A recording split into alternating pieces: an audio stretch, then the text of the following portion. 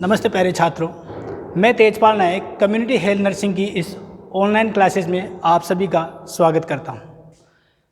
आज की इस हमारी क्लास में जो रहेगी नेशनल हेल्थ पॉलिसी 2017 के संदर्भ में, आज हम नेशनल हेल्थ पॉलिसी के बारे में, जो भारत के अंदर जो पहले जो पॉलिसियाँ बनी, चाहे वो 2002 हो या उससे पहले जो बनी 1983 हो, उन सभी विषयों के बारे में आज चर्चा करेंगे। लेकिन जो अपना मेन रहेगा वो क्या रहेगी, नेशनल हेल्थ पॉलिसी 2017। तो चलिए इसके बारे में बात करते हैं। आज का जो अपना एजेंडा रहेगा, यानी कि अपन जो जिसके बारे में बात करेंगे नेशनल हेल्थ पॉलिसी के बारे में, उसमें सबसे पहले अपन बात करते हैं हेल्थ पॉलिसी की हिस्ट्री के बारे में। भारत में कब कब कौन सी पॉलिसियाँ बनी है ना, उसके बारे में। तो हिस्ट्री के अंदर अपन देखेंगे कि हम बात करते हैं 1978 के अंदर। 1978 के अंदर WHO और यूनिसेफ, इन दोनों की मदद से एक मीटिंग रखी गई थी, या मैं ये बोलूँगी डिक्लेरेशन रखा गया था,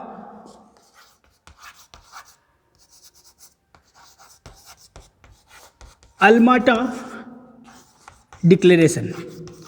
उस डिक्लेरेशन का क्या नाम था? अल्माटा डिक्लेरेशन।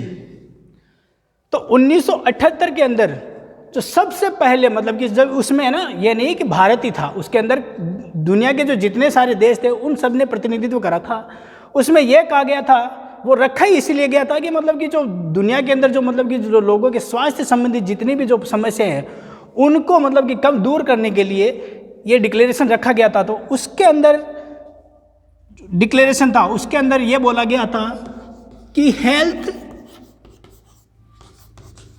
फॉर ऑल बाय 2000, यानी कि जो डिक्लेरेशन में जो मेन मुद्दा उठाया गया था कि हमें वो मतलब कि उन्होंने एक रणनीति बनाई, वो पॉलिसी बनाई, वो क्या थी कि हेल्थ फॉर ऑल बाय 2000, यानी कि वर्ष 2000 तक हमें सबको अच्छी स्वास्थ्य सुविधाएं देना ही है ना। सारे देशों ने मिलकर क्या रणनीति बनाई या पॉलिसी बनाई कि हमें हमको उस नीचे से नीचे, मतलब कि उस गरीब से गरीब व्यक्ति तक अच्छी स्वास्थ्य सुविधाएं पहुंचाना। कब तक? वर्ष 2002 तक। कब ये हुआ था? 1978 के अंदर ये अल्माटा डिक्लेरेशन था। किसने करवाई है? यूनिसेफ और WHO ने। उस डिक्लेरेशन को क्या कहा गया था? अल्माटा डिक्लेरेशन। और ये अल्माटा कहाँ पर है?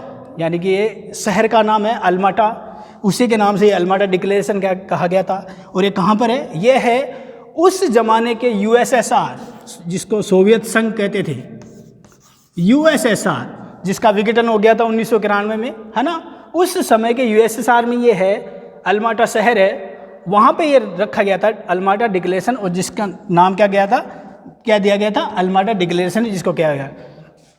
फिर ये तो बात होगी कि यार चलो ये तो 1978 में रखा गया था, तो ये 1978 के बाद में इसका गोल क्या रखा गया था? हमें 2000 तक सभी को हेल्थ फॉर ऑल, यानी कि सभी लोगों को अच्छी स्वास्थ्य सुविधाएं वो देनी ही है।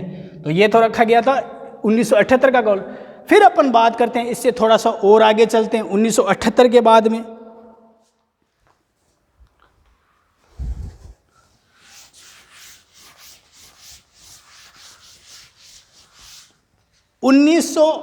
के बाद में उन्होंने गोल रख लिया कि भाई हमें वर्ष 2000 तक सभी को अच्छी स्वास्थ्य सुविधाएं देनी है। तो सब ने अपनी अपनी रणनीति बनाई, क्योंकि वो तो मीटिंग थी, मीटिंग में ये रख तो लिया कि हमें स्वास्थ्य दे, लेकिन कैसे देनी है? तो उसके लिए तो पॉलिसी बनाना जरूरी है कि भाई 2000 तक आप कैसे पहुंचाओगे, क्या रणनीति है आपके पास में, इसके बारे में क्या स्ट्रेटेजी है। आपने ये तो बोल दिया कि हेल्थ फॉर ऑल बाय 2000, लेकिन इसके लिए आपके पास में फ्रेमवर्क है कि नहीं है। तो उस उन्होंने जो ये गोल रखा, उसको अचीव करने के लिए भारत ने अपनी पहली हेल्थ पॉलिसी बनाई थी 1983 के अंदर। 1978 के अंदर तो वो अल्माटा डिक्लेरेशन हुआ। तो उस अल्माटा डिक्लेरेशन का जो भी गोल था उसको अचीव करने के लिए भारत ने जो पहली अपनी हेल्थ पॉलिसी बनाई थी, वो कब बनाई थी? ये थी आपके 1978, है ना, भारत की पहली हेल्थ पॉलिसी बोल सकते हो। इसमें क्या कहा गया था, इसमें भी वही कहा गया था कि हमें वर्ष 2000 तक सभी मतलब लोगों तक अच्छी स्वास्थ्य सुविधाएं देनी है। उसमें भी यही गोल रखा गया, क्योंकि 1978 में जो बात कही गई उसको पहुंचाने के लिए क्या पॉलिसी में यही कहा गया था कि हमें भी भारत के अंदर जितनी भी जो जनसंख्या है वहाँ उनको वर्ष 2000 तक अच्छी से अच्छी स्वास्थ्य सुविधाएं पहुंचानी है। तो उसके लिए गोल रखा गया, कब तक, 2000 तक।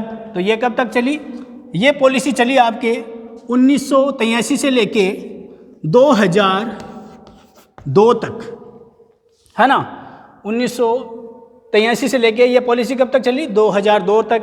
इसमें यह कहा गया था कि हमें जो भारत का जो हेल्थ सिस्टम है उसका इंफ्रास्ट्रक्चर है उसको और मजबूत देना है, मैन पावर बढ़ानी। मैन पावर में जैसे कि डॉक्टर है, नर्स हो गया, वहाँ पे उनको ज़्यादा से ज़्यादा मतलब कि जितनी ज़रूरत हो वहाँ पे उनको अपॉइंटमेंट देनी है कि नहीं है। ये एक गोल रखा गया कि जिससे लोगों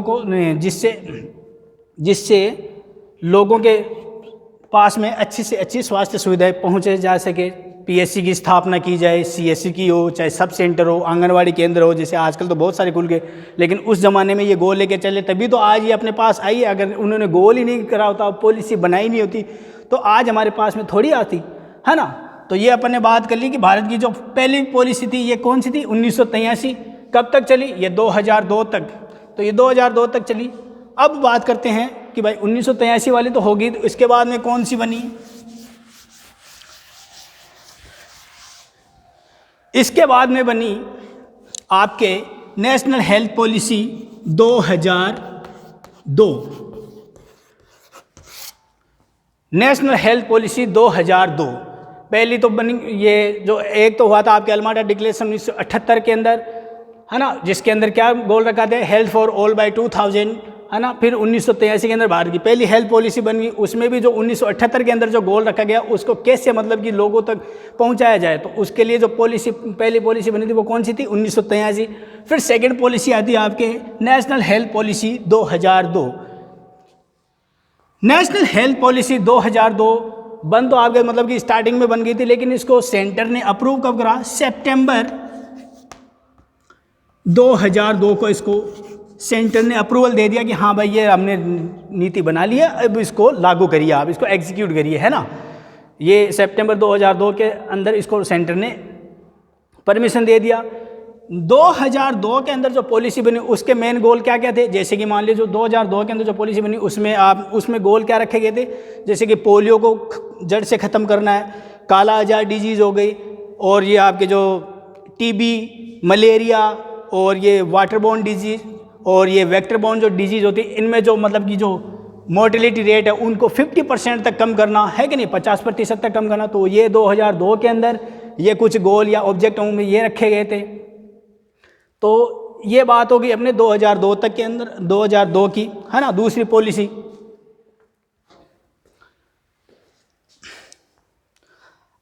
तो ये तो अपन ने बात कर ली इसकी हिस्ट्री के बारे में, जो आपने जो इससे 2017 से पहले जितनी भी जो पॉलिसियां बनी हैं अब तक, है ना, उनके बारे में बात कर ली। अब अपन बात करते हैं कि इसके बैकग्राउंड में चलते हैं कि हमें इसकी जरूरत ही क्यों पड़ी। भाई सीधी सी बात है कि हमें नेशनल हेल्थ पॉलिसी 2017 की क्यों जरूरत पड़ी, why we need of new health policy. 2017 के अंदर जो पॉलिसी है हमें उसकी क्यों जरूरत पड़ी, उसके क्या मतलब कि उसका मुख्य कारण क्या थे। तो उसका पहला है the last health policy 2002।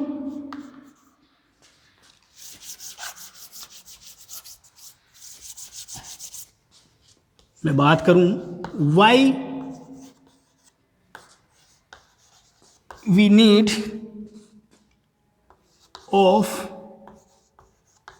New health policy, why we need a new health policy. तो उसका फर्स्ट जो रीजन था वो ये था, द लास्ट हेल्थ पॉलिसी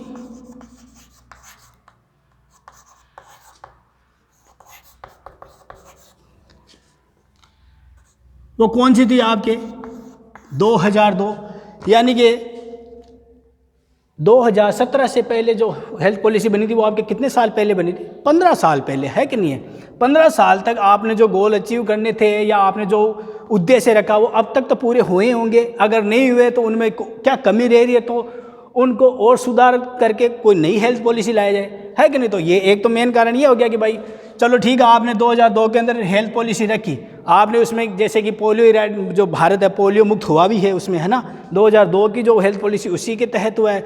चाहे जो मोर्टेलिटी रेट मैंने जो अभी बताया आपको, चाहे वो पोलियो से जो टीबी से मरने वालों से हो या मलेरिया से हो या वेक्टर बोर्न डिजीज़ हो या वाटर बोर्न डिजीज़ हो, उनकी जो मोर्टेलिटी रेट थी या जो डेथ रेट थी, उनमें जो डेथ रेट थी उनको आपने 50% तक कम कर दिया, है कि नहीं? है ना? उनको आपने 50% तक कम कर दिया। किस में? आपने इसमें 2000। और मैं जैसे कि और बात करूं, जैसे कि बजट है, आपने जो बजट का भी मुद्दा रखा, इसमें यह कहा गया जो हेल्थ पॉलिसी 2000 थी उसमें क्या 2002 थी, उसमें यह था कि जो अपना हेल्थ एक्सपेंडिचर है, मतलब कि जो आपने हेल्थ पर जो जितना खर्च करते हो उसका पहले कितना करते थे? 2000 की जो 2002 में पॉलिसी थी उसको 0.9%, बजट का 0.9% अपन हेल्थ पे खर्च करते थे।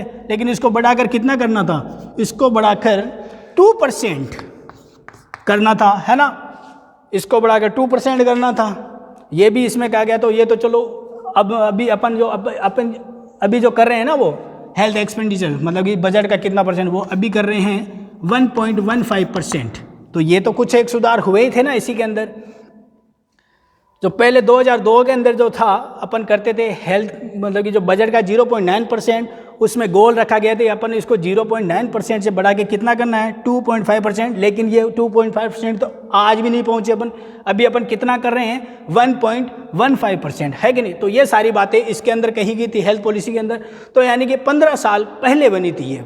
तो एक तो कारण ये हो गया कि भाई जो लास्ट की जो पॉलिसी थी वो 2002 के अंदर बनी थी। तो हम इसको अगर इसमें कुछ एक गोल अपन ने अचीव कर लिया या कुछ नहीं कर पा रहे हैं तो उसको आप एक नई पॉलिसी के अंदर लाइए और वो गोल अचीव करिए। एक कारण तो ये हो गया।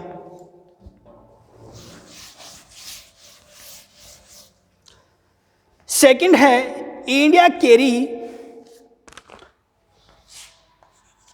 सेकंड है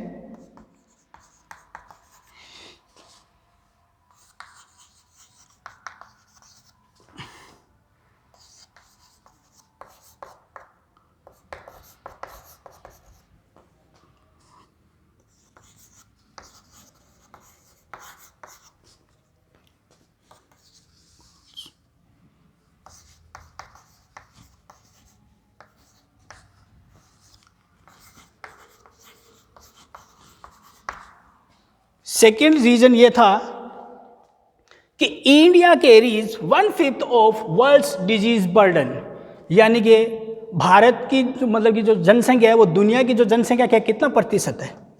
आज के संदर्भ में बात करूं तो 7% है कि नहीं? आज के संदर्भ में बात करूं तो दुनिया का जो जितनी भी जनसंख्या उसको भारत के में अंदर कितना प्रतिशत जनसंख्या रह रही है? 7%। लेकिन जो दुनिया के अंदर जितनी सारी भी जो बीमारियां हैं उसका कितना पर 1/5 यानी कि 20% बीमारियां का बर्डन कहाँ पर है? भारत के अंदर, है कि नहीं? 1/5 का अंदर मतलब कि 100 का 5वां भाग, मतलब कि 20% बीमारियां हैं वो भारत के अंदर है। 20% बीमारियों से जो मरने वाले या बीमार या ग्रसित होने वाले जो संख्या है वो बर्डन है वो कहाँ पर है? भारत के अंदर है। तो ये तो एक बहुत ही बड़ा चैलेंज है, इसको इस बर्डन को भी अपन को कम करना है। तो इसलिए भी ये भी एक कारण एक हो गया कि भाई अब नई हेल्थ पॉलिसी लाई आप 2002 वाली से, अब काम नहीं चलेगा क्योंकि आपने 2002 को लागू भी कर दिया। लेकिन उससे क्या हो रहा है? उससे भी अभी मतलब कुछ एक सुधार और करने हैं, क्योंकि इसमें इस पॉइंट में ये देखिए India carries 1/5 of world's disease burden, यानी कि दुनिया का 20% जो बीमारियां वो कहाँ पर पाई जा रही है? आपके भारत के अंदर। जबकि दुनिया की कितनी प्रतिशत जनसंख्या भारत के अंदर है? सिर्फ 7%। लेकिन बर्डन ऑफ डिजीज कितना है यहाँ पर? 20%। एक रीजन ये भी हो गया।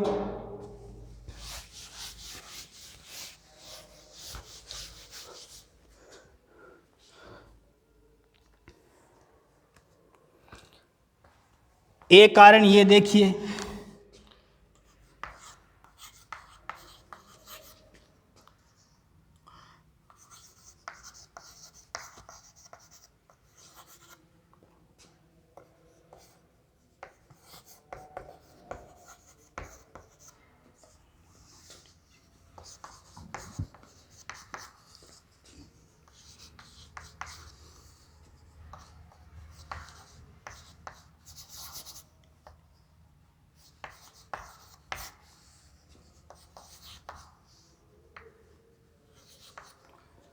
एक रीज़न ये है नई हेल्थ पॉलिसी लाने का कि global burden of disease index 2016, हर साल 2016 के अंदर एक डिजीज इंडेक्स डाटा रिलीज हुआ। उसके अंदर क्या था, भारत की संख्या कितनी है, 188 देशों में से भारत का स्थान है 143वां, यानी कि बहुत ही नीचे, यानी कि आपके हेल्थ की जो स्टेटस है वो बहुत ही अभी बहुत लो है ना।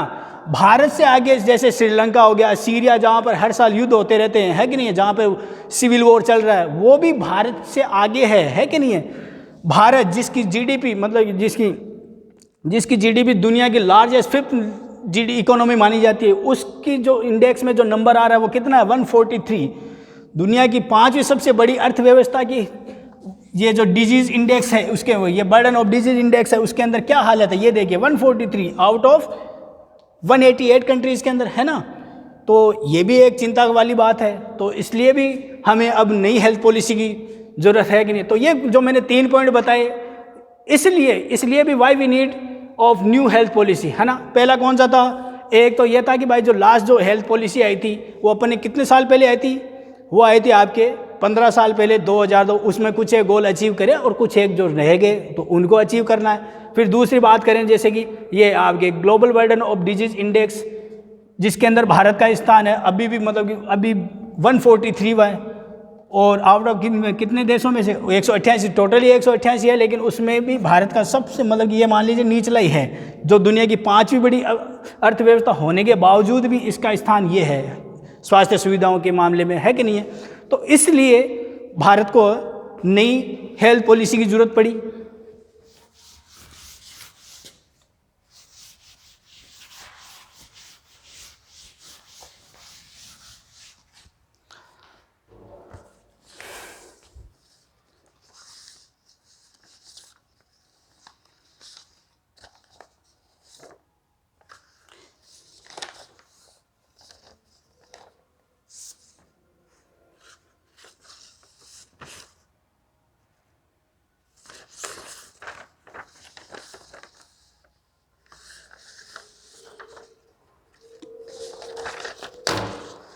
अब अपन बात करते हैं डायरेक्टली NHP 2017 की।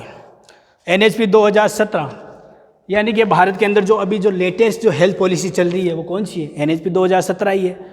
इसका जो ड्राफ्ट था वो कब आ गया था, आपके NHP 2017 का जो ड्राफ्ट है वो 2015 के अंदर ही आ गया था, लेकिन इसको अप्रूव कब करा गया, 2017 के अंदर। 2015 के अंदर इसका ड्राफ्ट बना गया था, लेकिन इसको अपने यहाँ पे एक सिस्टम चलता है कि उसको पास कराना पड़ता है संसद से। तो वो ड्राफ्ट पास कब हुआ, 2017 के अंदर। तो इसीलिए इसको क्या नाम दिया, NHP 2017। ड्राफ्ट इसका 2015 में बन गया था, लेकिन इसको सेंटर से अप्रूवल मिला 2017 के अंदर। अब इसके मेन ऑब्जेक्टिव क्या क्या थे, इसका जो NHP 2017 थी इसके मेन ऑब्जेक्टिव क्या थे। तो पहला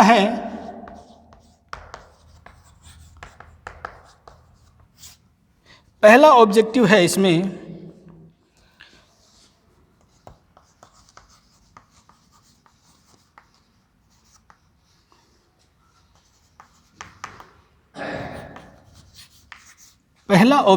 इसमें progressively achieve universal health coverage. तो पहला ऑब्जेक्टिव क्या है इसका, progressively achieve universal health coverage, यानी कि हमें इस NHP के अंदर प्रोग्रेसिव करते हुए जो भारत के अंदर जो जितनी भी जो बीमारियां हैं उनको कवर करते हुए, उन बीमारियों को कवर करते हुए उनका या तो मुफ्त में इलाज हो या गवर्नमेंट उनके लिए अनुदान दे, ग्रांट दे, है कि नहीं है। उन बीमारियों को चाहे वो मैटरनल हो, रिप्रोडक्टिव हो, एंटीनेटल चाइल्ड केयर हो, है कि नहीं है, वो जो सारी जो मूलभूत सुविधाएं हैं वो क्या हो, फ्री के अंदर हो, वो तो मिलनी चाहिए, वो तो फ्री ऑफ कॉस्ट होनी चाहिए, क्योंकि स्वास्थ्य है वो एक स्वास्थ्य पर अधिकार सबका ही है। ये तो है नहीं कि अब अमीर है वो उसी को अच्छे स्वास्थ्य का अधिकार होना चाहिए या उसका इलाज पहले होना चाहिए या उसको इलाज मिलना चाहिए, है कि नहीं है। तो उसमें जो पहला ऑब्जेक्टिव रखा गया था ये progressively achieve universal health coverage, हमें सबको है ना समान रूप से एक अच्छे स्वास्थ्य के लिए प्रतिबद्ध जनता को अच्छे स्वास्थ्य के लिए प्रतिबद्ध रहना है। तो चाहे वो फिर में वो मैटरनल हो या एंटीनेटल हो, नियोनेटल हो, मेंटल हेल्थ केयर हो, उन सबको लिए फ्री ऑफ कॉस्ट उनके इलाज मिलना चाहिए। एक तो ऑब्जेक्टिव ये हो गया इसका। सेकंड ऑब्जेक्टिव था इसका NHP 2017 का reinforcing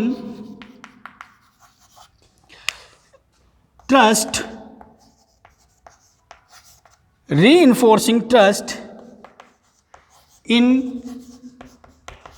public healthcare system, in public healthcare system। हम सभी जानते हैं कि आज भी है ना भारत के जो सरकारी अस्पताल पब्लिक हेल्थ केयर सिस्टम के अंदर कौन आते हैं, जो अपने जो जितने भी जो सरकारी जो डिपार्टमेंट आते हैं हेल्थ के अंदर, जैसे कि PSC CSC है ना, हॉस्पिटल डिस्पेंसरी आपके। तो रीइंफोर्सिंग यानी कि reinforcing trust in public health care system, यहाँ कहने का मतलब ये है कि लोगों के अंदर ज़्यादा से ज़्यादा विश्वास पैदा किया जाए कि आपका सरकारी अस्पतालों में अच्छे से अच्छा इलाज होगा। इससे क्या होगा, उनको सोर्स ऑफ इनकम भी बढ़ेगा, है कि नहीं है, उनका इनकम भी बढ़ेगी। क्योंकि लोग आज भी ये मानते हैं कि सरकारी अस्पतालों के अंदर अच्छा इलाज नहीं होता, वहाँ पर डॉक्टर नहीं मिलते इस टाइम के, है ना, टाइमली डॉक्टर नहीं मिलते, वहाँ पे स्टाफ की कमी, वहाँ पे हाइजीनिक का मामला रहता, सब साफ़ सफाई अच्छी नहीं रहती, सब ये मतलब कि लोगों की अवधारणा है ये। पहले तो और भी बुरा था भारत के अंदर, आज तो और भी कई अच्छे सुधार हो गए हैं, है कि नहीं। जैसे कि फ्री ऑफ कॉस्ट आजकल आपके डायग्नोसिस हो जाती है, फ्री ऑफ कॉस्ट आपको ये जो ड्रग्स मिल जाती है कि नहीं, आजकल तो अच्छे सुधार हो गए। लेकिन उस समय इस ट्रस्ट को और बढ़ाना है ताकि लोग ज़्यादा से ज़्यादा है अपना इलाज है वो कहाँ करवाएं, सरकारी अस्पतालों के अंदर। यानी उस ट्रस्ट को और बढ़ाना, पब्लिक हेल्थ सिस्टम के प्रति, है ना, हेल्थ केयर सिस्टम के प्रति उस ट्रस्ट को और बढ़ाना है। एक ऑब्जेक्टिव ये हो गया। दूसरा, थर्ड है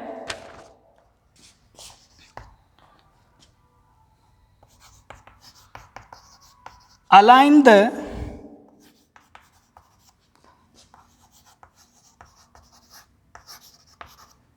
the growth of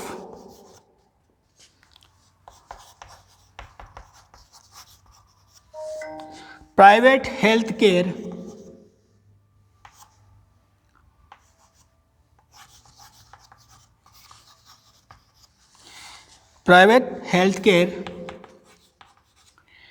with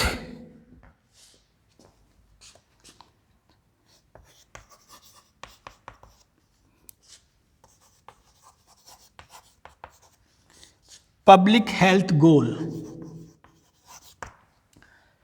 Align the growth of private health care with public health goal। यानी कि अगर मान लीजिए सरकार के पास में इतने अस्पताल खोलने के लिए अभी जैसे कि मान लीजिए बजट नहीं है या उनके पास में एक्सपेंडिचर करने के लिए उतना बजट नहीं है, तो वो क्या करेंगे, वो उनको क्या करना चाहिए, जो भी प्राइवेट हेल्थ केयर सिस्टम है जो अपनी इस्टेब्लिश है, मान लीजिए जितने भी प्राइवेट हेल्थ जब हॉस्पिटल है उनको साथ में लेके उनको वो चाहे वो जिस अनुदान दे के, जैसे आजकल होता नहीं है क्या, आप कहीं पे भी डिलीवरी मतलब कि प्राइवेट हॉस्पिटल में डिलीवरी कराए, लेकिन जो कॉस्ट है उसका कौन देती है आपको, स्टेट गवर्नमेंट देती है या आपको सेंट्रल गवर्नमेंट देती है। तो वैसे ही है, मैं ये इस पॉइंट का मतलब यही है कि align the growth of private health care with public health goal. यानी कि आपको क्या करना, गवर्नमेंट का मेन उद्देश्य क्या है, लोगों को अच्छी से अच्छी स्वास्थ्य देना। अब वो चाहे आप अपना सेटअप लगाइए, आप अपनी PSC CSC हॉस्पिटल खोलिए, अगर आपके पास में इतना बजट नहीं है तो जो इस्टेब्लिश है, जो प्राइवेट सेक्टर ऑलरेडी जो इतना ग्रोथ कर चुका, उनके साथ में अलाइन करिए आप, है ना, उनके साथ में आप जुड़िए, उनसे जुड़िए और उनको आप बाद में है ना उनको जो जितना भी खर्चा आता है, जो मान लीजिए किसी की डिलीवरी हो, जो 6,000 7,000 जो जितना भी खर्चा आता है वो कौन देगा, वो गवर्नमेंट देगी। किसको दे देगी, डायरेक्ट उस प्राइवेट हॉस्पिटल को। तो यानी कि प्राइवेट हेल्थ केयर सिस्टम के साथ में मिलके आपको जो मतलब कि जो पब्लिक हेल्थ केयर सिस्टम है या मतलब कि जो उसको भी आगे बढ़ाना है कि नहीं। Align the growth of the private health care with public health goal, ये हो गया एक तो। एंड लास्ट है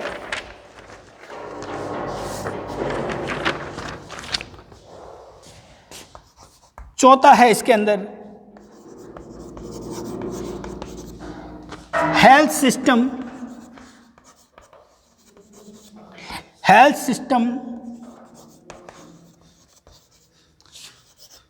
स्ट्रेंथनिंग,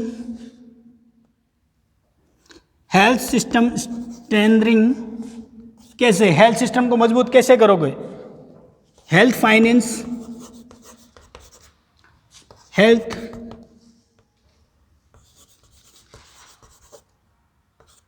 एक तो हो गया हेल्थ फाइनेंस। हेल्थ फाइनेंस कैसे?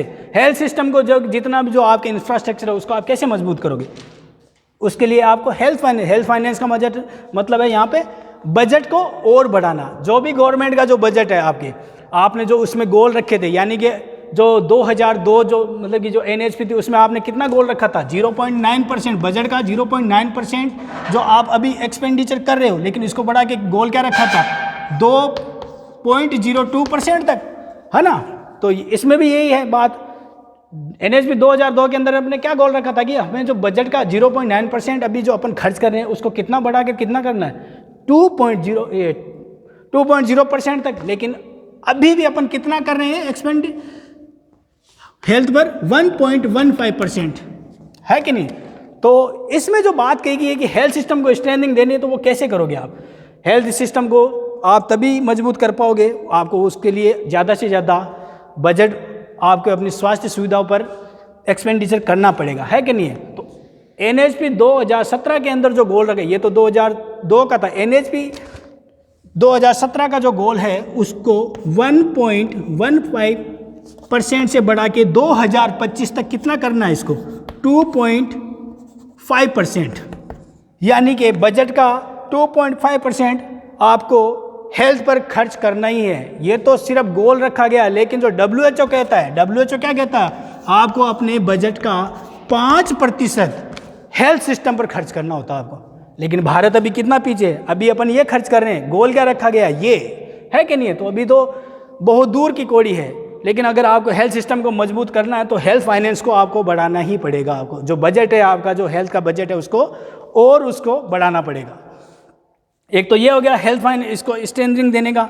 और आगे बात करूं तो मैं हेल्थ इंफ्रास्ट्रक्चर में क्या आते हैं आपके? हेल्थ इंफ्रास्ट्रक्चर में आते हैं आपके जो PSC, CSC, सब सेंटर, ये हो गए। इनके जो मतलब कि नंबर ऑफ जो PSC, नंबर ऑफ CSC, आप इनको और ज़्यादा से ज़्यादा बढ़ाइए।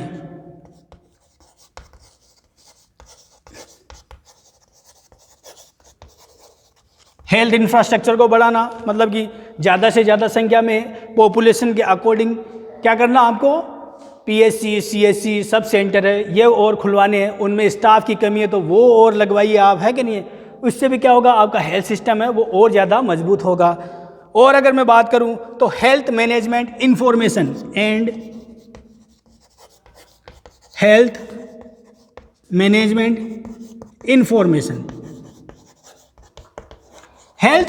इंफॉर्मेशन का मतलब ये है कि जो आप जितने भी जो हेल्थ के जो डाटा रखते हो उसको क्या करिए, आप उसको जैसे कि ये मान लीजिए आप उनका डाटाबेस रखिए। डाटाबेस मतलब कि आप उनको ऑनलाइन कर दीजिए। उनका जो ये इलेक्ट्रॉनिक डाटा रखिए आप। ये नहीं है कि आप किताब मतलब कि जो आंकड़े आपके वो आज भी वो जो ये उसमें हो आपके मतलब लिखित में हो, ऐसा नहीं होना चाहिए। आजकल डाटाबेस रखिए। या फिर ऐसा करिए कि जैसे कि आजकल एक जो चल रहा है कि ये जो डिजिटल हेल्थ कार्ड बन रहे हैं, उसमें क्या होगा? उसके अंदर ये होता है कि एक व्यक्ति की जो पूरी सारी जो मतलब कि जो अगर मान लीजिए वो बीमार पड़ा, उसने क्या क्या जांचें करवाई, उसको क्या क्या ट्रीटमेंट दिया गया, वो उस हेल्थ कार्ड के अंदर रहेगा। अगली बार जब वो बीमार पड़ेगा तो उसको वापस से वो जांचें नहीं करवानी पड़ेगी। उससे क्या होगा? जैसे वो गया, वो कार्ड दिया और वो कार्ड उसमें पोर्टल में डाला, उसकी एंट्री की तो सामने आ जाएगी कि भाई ये कब कब बीमार पड़ा, उसने कौन कौन सी दवाएं ली है, कौन कौन से उसके डायग्नोस हुए, है कि नहीं? तो इससे क्या होगा? हेल्थ मैनेजमेंट इंफॉर्मेशन ये और ज़्यादा मजबूत होगी। डाटाबेस बढ़ेगा, है ना? इससे जो लोगों का बर्डन जो मतलब कि जो एक्सपेंडिचर है, पॉकेट एक्सपेंडिचर है, वो भी कम होगा, है कि नहीं है? नहीं तो उसको बार बार फिर से मतलब कि अगर मान लीजिए डाटाबेस नहीं रखोगे आप तो क्या होगा? उसको फिर वापस वही जांचें करवानी पड़ेगी, उसको बताना पड़ेगा कि मैं यहाँ गया वहाँ गया, है कि नहीं है? तो उससे इतनी सारी इन्फॉर्मेशन देने की ज़रूरत नहीं पड़ेगी अगर आपने हेल्थ मैनेजमेंट इन्फॉर्मेशन को सही ढंग से कवर कर लिया तो। अब अपन बात करते हैं इसके अदर फीचर, ये तो इसके जो मेन ऑब्जेक्टिव थे 4 मैंने बता दिया आपको मेन ऑब्जेक्ट, इसमें और भी है 4 के अलावा भी है, जैसे इक्विटी आ गया, अफोर्डेबिलिटी आ गया, अकाउंटेबिलिटी आ गया, ये भी बहुत सारी चीज़ें इसके अंदर ऑब्जेक्टिव के अंदर है। लेकिन जो मेन जो 4 चीज़ें थी मैंने अभी बता, इक्विटी के अंदर सभी को समान रूप से स्वास्थ्य सुविधाएं मुहैया कराना, अफोर्डेबिलिटी वो आदमी है वो जो डिजीज़ का जो मतलब जितना भी जो खर्चा है वो अफोर्ड कर पाए, या तो वो अफोर्ड करे या गवर्नमेंट उसको ग्रांट दे, अनुदान दे, है कि नहीं है, तो जिससे उसके लिए अफोर्डेबिलिटी बढ़ेगी। और प्लूरलिज्म एक चीज़ और इसमें अंदर प्लूरलिज्म यानी कि बहुत चयनात्मक। प्लूरलिज्म का मतलब है यहाँ पे ये इसका ऑब्जेक्टिव ही है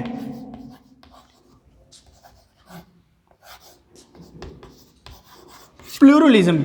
मान लीजिए किसी को एलोपैथी से इलाज नहीं करवाना है ना, एलोपैथी से इलाज नहीं कराना, तो गवर्नमेंट को क्या करना चाहिए, आयुष मंत्रालय इसको और स्टेबल करना चाहिए, इसको और स्ट्रेंथ देनी चाहिए। आयुष में क्या क्या आते हैं आपके, एक तो आपके आयुर्वेद आ गया, योगा आ गया, मेडिटेशन आ गया, होम्योपैथिक आ गया, यूनानी आ गया, है कि नहीं। तो इनको और ज़्यादा मतलब कि मजबूती दोगे तो मतलब कि जरूरी नहीं कि आदमी का इलाज यही करें, डॉक्टर ही करें। अगर वो प्लूरलिज्म को आपने बढ़ावा दिया, आयुष मंत्रालय, आयुष के अंदर जो जितने भी आते हैं उनको आपने अगर बढ़ावा दिया तो लोगों के पास में वो कहते हैं ना कि मतलब कि एक चुनने के लिए चुनने के लिए और मिल जाएगी। जरूरी नहीं कि वो यही इलाज कराए, वो चाहे आप एलोपैथी आयुर्वेदिक से इलाज करवा सकता है, होम्योपैथिक से भी करवा लेगा, योगा से अगर होगा तो उससे मतलब योगा से भी करवा लेगा।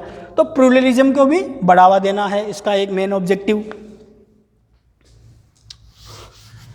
ये तो हो गए इसके ऑब्जेक्टिव, अपन ने बात कर ली, डिस्कस कर ली ऑब्जेक्टिव के बारे में, मेन ऑब्जेक्टिव है ना। अब आगे बढ़ते हैं अपन अदर फीचर, की फीचर। एनएचपी 2017 के अदर फीचर कौन कौन से हैं या कंसर्न करने वाली कौन कौन सी और चीजें हैं। सबसे पहले है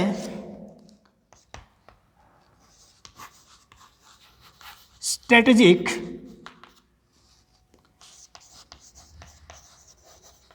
concern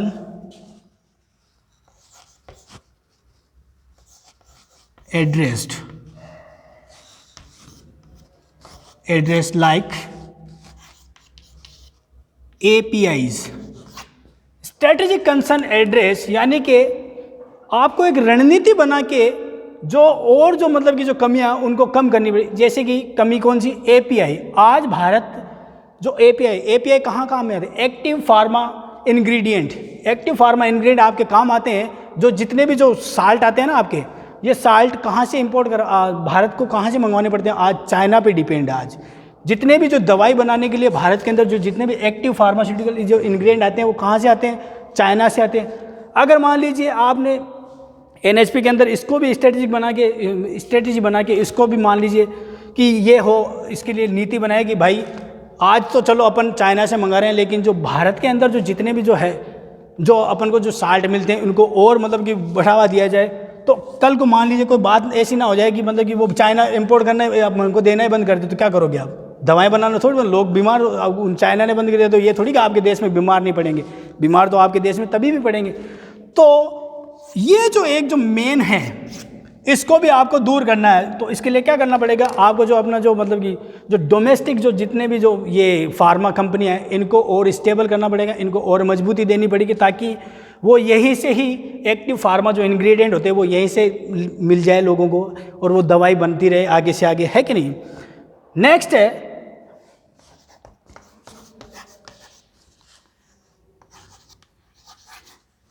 pluralistic health care system. ये वही है प्लूरलिज्म वाला जो मैंने अभी पहले आपको बताया, प्लूरलिस्टिक हेल्थ केयर सिस्टम। इसके अंदर क्या करना है, वही आयुष के अंदर जो जितने भी ये आ रही हैं, आयुर्वेदिक, योगा, यूनानी, सिद्धा एंड होम्योपैथिक, इनको और स्टेबल करना है। ज़्यादा से ज़्यादा संख्या में आयुर्वेदिक हॉस्पिटल खोले जाए, योगा मेडिटेशन योगा सेंटर खोले जाए, है कि नहीं। स्कूलों के अंदर योगा का मतलब कि लोगों को योगा के लिए अप्रिशिएट करें, यूनानी है, वो जैसे कि नीम हकीम होते हैं, इनको भी आप ज़्यादा से ज़्यादा प्रमोट करें, ताकि है ना कुछ एक तो आपको सहायता मिलेगी ही ना। सिद्धा को प्रमोट करें, होम्योपैथिक से भी इलाज होते हैं, है कि नहीं। तो इस प्लूरिस्टिक हेल्थ केयर सिस्टम को भी आपको और मजबूती देनी है। अब अपन बात करें नेक्स्ट पॉइंट की।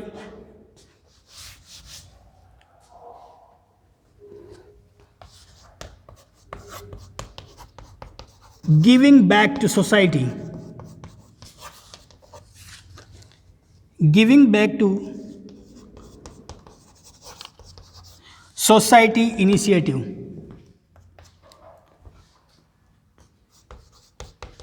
गिविंग बैक सोसाइटी इनिशिएटिव क्या है?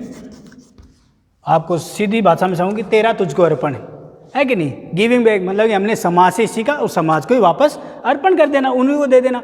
तो जो हेल्थ सिस्टम के अंदर जो लोग काम कर रहे हैं, उनको क्या मतलब कि किस भावना से काम करना कि भाई हमने समाज से सीखा है और वापस समाज को ही लौटाना है, हमने जो समाज से लिया है। तो ये एक अच्छा कदम है कि नहीं। लोगों के अंदर जागृति लानी चाहिए कि भाई देखिए, हम जिस समाज से हमने इतना कुछ लिया है, वापस डॉक्टर का क्या काम होता है भाई, जिस समाज से लिया, डॉक्टर के अंदर अगर ये भावना है, नर्सेज के अंदर ये भावना आएगी, तो वो ज़्यादा से ज़्यादा मतलब कि ये पॉजिटिव माइंड से काम करेगा कि हाँ भाई हमें लोगों की भलाई के लिए काम करना है कि नहीं। तो एक ये भी इनिशिएटिव इसके अंदर लिया गया था कि भाई जो आपके जो जितना भी जो स्टाफ है, चाहे वो डॉक्टर हो, नर्स हो, उनके अंदर कौन सी भावना है, giving back to society initiative लागू करना। नेक्स्ट अगर बात करें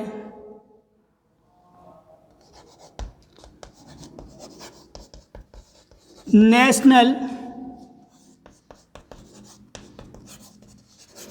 digital health authority. National digital health authority का मतलब यही है कि जो मैंने पहले बताया कि जैसे कि आपका national digital health card issue करना, अगर कार्ड इश्यू कर दिया तो उससे आपके जो जितनी भी इंफॉर्मेशन है वो उस कार्ड के अंदर रहेगी, ज़्यादा भागने की उसको ज़रूरत नहीं है। जैसे किसी डॉक्टर के पास में गया, वो कार्ड दिया, उसकी जो प्रीवियस हिस्ट्री थी वो उसको मिल जाएगी। तो नेशनल डिजिटल हेल्थ अथॉरिटी, और इससे क्या होगा कि सरकार को डाटा रखने में भी आसानी होगी, है कि नहीं। हाँ, ये तो इश्यू है कि आपकी डाटा मतलब कि एक भारत के में आगे कि वो क्या कहते हैं कि ये जो प्राइवेसी का मामला है, ये प्राइवेसी लीक होने का, ये इसमें हो सकता है कि भाई आगे आपके पास जो आपकी वो प्राइवेसी है वो लीक हो सकती है। लेकिन उससे ज़्यादा बड़ा मुद्दा ये है कि अगर आप ये नेशनल डिजिटल हेल्थ अथॉरिटी आपने बना ली, तो आपके जो डाटा है वो आसानी से उपलब्ध होंगे, डाटा मैनेज करने में भी आपको आसानी रहेगी कि नहीं रहेगी, है ना। भारत के अंदर ये बात की कि privacy is myth just like our democracy, है ना। ये वो जो वो कह रहा था ना, भारत के अंदर ये चीज़ कि privacy is myth just like our democracy. तो ये भी है एक मेन मुद्दा हो सकता है। तो ये थे उसके कुछ अदर फीचर NHP 2017 के अंदर।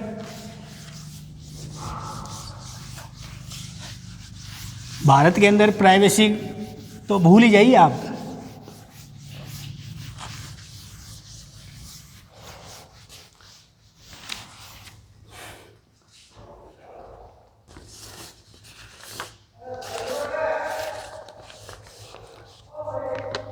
अब अपन बात करते हैं big dilemma.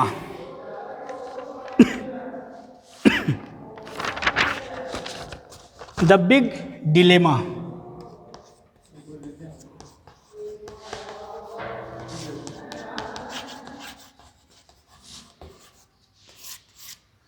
The big dilemma मतलब कि कौन कौन सी चुनौतियां हैं इसमें आगे, है कि नहीं। NHP 2017 की कौन कौन सी चुनौतियां हैं, तो इसके अंदर जो पहली चुनौती है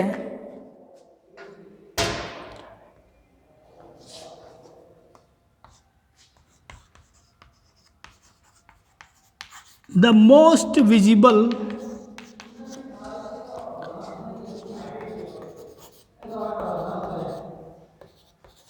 weakness, the most visible weakness is the lack of capacity to use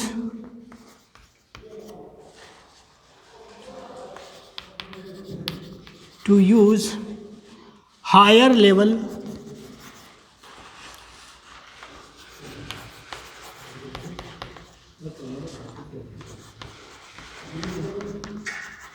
public funding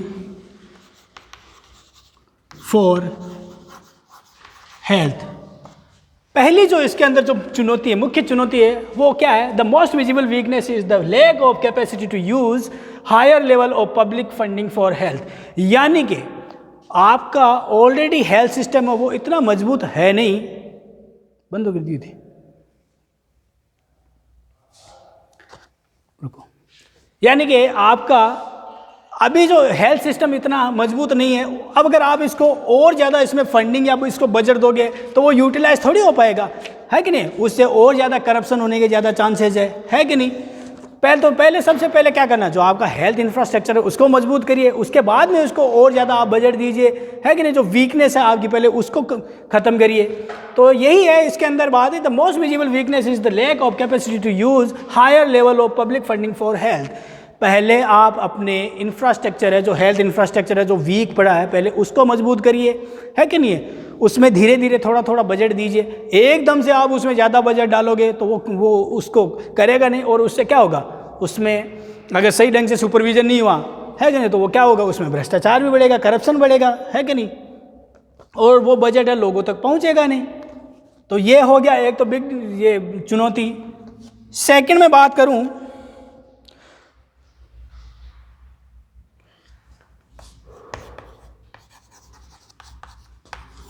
to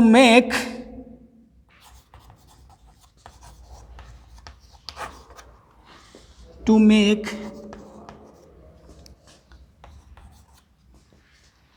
best use of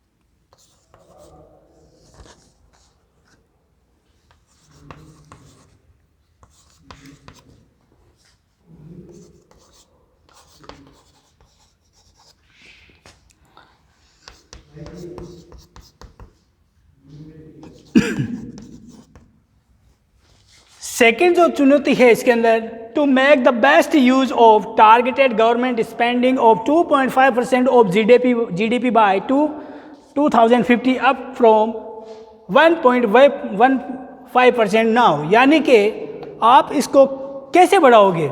आप अपनी जीडीपी का 2.5% है जो फिलहाल 1.15% है, तो उसको कैसे लेके जाओगे आप, है कि नहीं? आपके पास इतना बजट कहाँ है? कैसे करोगे आप इसको कि आप इसको 2.5% ले जाए? अगर आपने मान लीजिए बजट को सिर्फ हेल्थ के अंदर 2.5% ले भी दिया, तो बाकी के सेक्टर नहीं है क्या? चाहे आपके एजुकेशन सेक्टर हो गया, पावर सेक्टर हो गया, एग्रीकल्चर सेक्टर हो गया, उनको फंड कहाँ से दोगे अगर आपने सारा इसी में लगा दिया? तो है कि नहीं? तो आपकी इकोनॉमी है वो चरमरा जाएगी, है कि नहीं? तो ये भी अभी एक सबसे बड़ी चुनौती है कि आप अपने जो 1.15% जो अभी आप एक्सपेंडिचर कर रहे हो उसको 2.5% कैसे लेके जाओगे?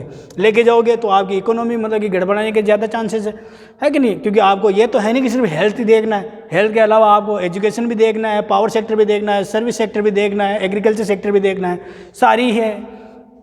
तो दूसरी चुनौती ये हो गया, कौन सी चुनौती होगी कि अपने जीडीपी के जो जीडीपी का जो खर्च है 1.15% जो अभी आप खर्च कर रहे हो, इसको 2.5% तक कैसे लेके जाओगे?